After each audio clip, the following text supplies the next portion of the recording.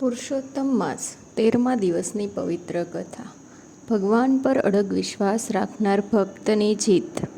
જય શ્રી કૃષ્ણ મિત્રો.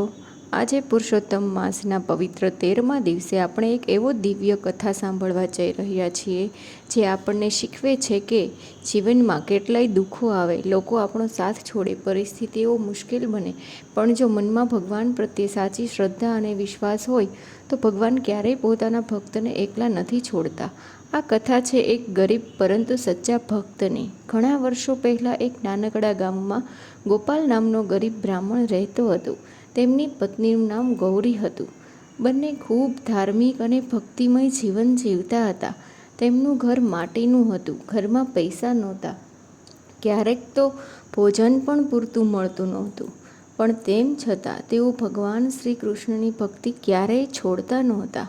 દરરોજ સવારે ઉઠીને ગોપાલ સ્નાન કરતો, તુલસીજીની જળ અર્પણ કરતો અને શ્રી કૃષ્ણ શરણમનો જાપ કરતો. ગૌરી પણ ઘરના બધા કામ પૂરા કરીને ભગવાનની આરતી કરતી. ગામના ઘણા લોકો ઘણીવાર મજાક કરતા કે આટલી ભક્તિ કરીને શું મળ્યું, ભગવાને તમને ગરીબી જ આપી.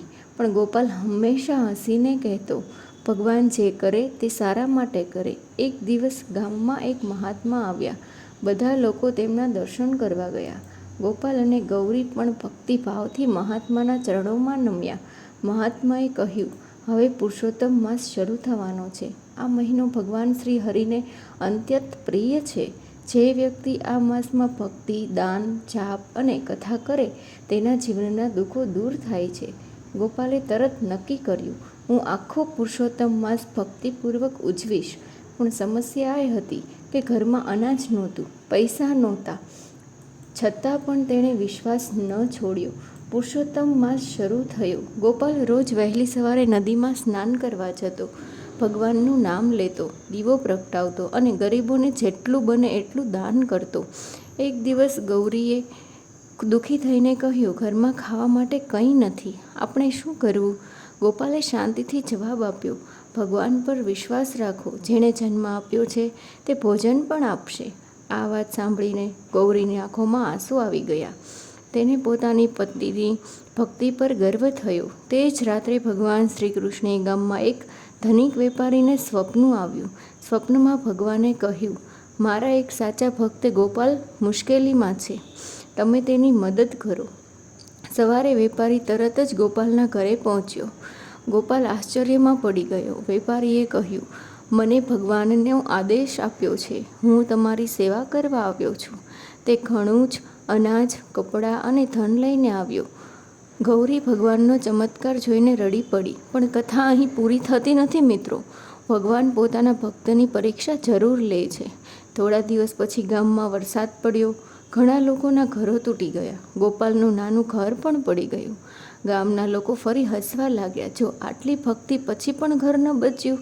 પણ ગોપાલે ફરી ભગવાનને દોષ ન આપ્યો. તે બોલ્યો, ભગવાન જે કરે તે સારા માટે જ કરે છે. ભગવાન જે કરે છે તેમાં પણ કોઈ પણનું કલ્યાણ છુપાયેલું હશે. રાત્રે ગોપાલ અને ગૌરી મંદિરે પાછા સૂઈ ગયા. તે જ રાત્રે ગામમાં ચોરો આવ્યા. તેઓ ઘણા ઘરોમાં ચોરી કરીને ભાગી ગયા. જેના ઘર મજબૂત હતા ત્યાં ચોરી થઈ, પણ ગોપાલનું ઘર તો પહેલેથી જ પડી ગયું હતું, તેથી તેનો બધો સામાન સુરક્ષિત રહ્યો. સવારે ગામના લોકોને સમજાયું કે ભગવાને ઘર તોડીને પણ ભક્તનું રક્ષણ કર્યું હતું. બધા લોકો ગોપાલ પાસે આવ્યા અને માફી માંગી. ગોપાલે કહ્યું, ભગવાન પર સાચો વિશ્વાસ રાખનાર વ્યક્તિ ક્યારેય હારતો નથી. ક્યારેક ભગવાન આપણી સમજ બહાર કામ કરે છે, પણ અંતે હંમેશા ભક્તનું કલ્યાણ જ કરે છે. મિત્રો, આ કથા આપણને બહુ મોટો સંદેશ આપે છે. આજે ઘણા લોકો મુશ્કેલીઓ આવતા જ ભગવાનને દોષ આપવા લાગે છે, પણ કદાચ ભગવાન આપણને કોઈ મોટા દુઃખથી બચાવી રહ્યો હોય. પુરુષોત્તમ માસ આપણને શીખવે કે ભક્તિમાં ક્યારેય શંકા ન કરવી, પરિસ્થિતિઓ સામે હિંમત ન હારવી, ભગવાન પર અડગ વિશ્વાસ રાખવો. આ 13મા દિવસે તમે પણ નાનકડા નિયમ લ્યો. દરરોજ થોડો સમય ભગવાનને આપશો, ગરીબોને મદદ કરશો, માતા પિતાનું સન્માન કરશો અને ગુસ્સો ઓછો કરીને પ્રેમથી વાત કરશો.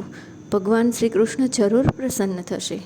ચાલો અંતમાં સૌ મળીને બોલીએ, પુરુષોત્તમ ભગવાનની જય. રાધે કૃષ્ણ. જય શ્રી કૃષ્ણ. જો તમને આ પવિત્ર કથા ગમી હોય તો બીજા ભક્તો સુધી જરૂર પહોંચાડજો, કારણ કે ભગવાનની વાતો જેટલું વહેંચાય એટલું જીવન પવિત્ર બને છે. જય શ્રી કૃષ્ણ.